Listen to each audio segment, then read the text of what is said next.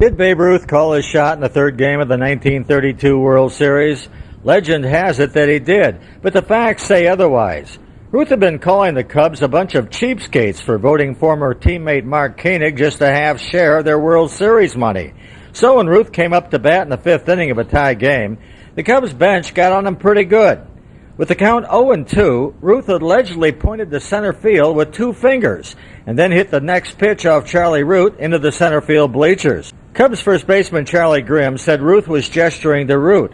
Lou Gehrig was in the on-deck circle, and he said that the Babe yelled to Ruth that he was going to hit the next pitch down his blankety-blank throat.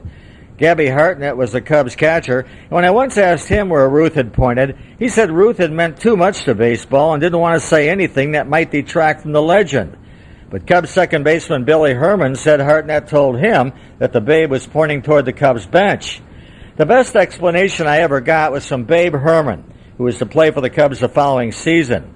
He was a spectator behind home plate, and he witnessed the entire exchange between the Babe and the Cubs dugout.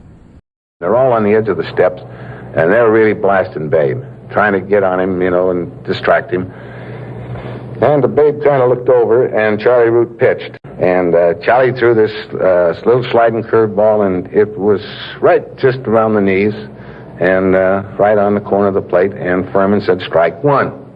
And now the Chicago bench really blasts Ruth again. And Ruth said, that's only one, and pointed with one finger.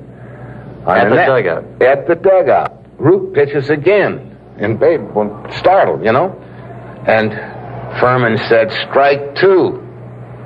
And now Babe is looking at the dugout and kind of watching Root, but he doesn't want to point now.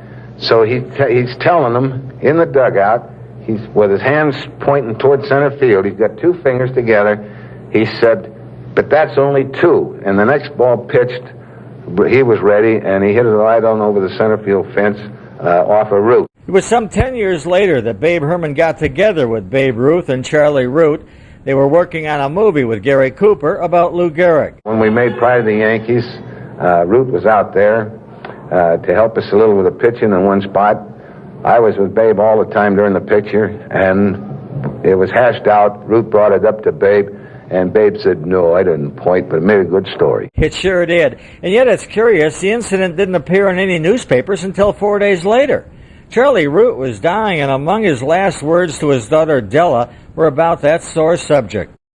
I was holding his hand, and he looked at me and he said, Della, I gave my life to baseball, and I'll only be remembered for something that never happened.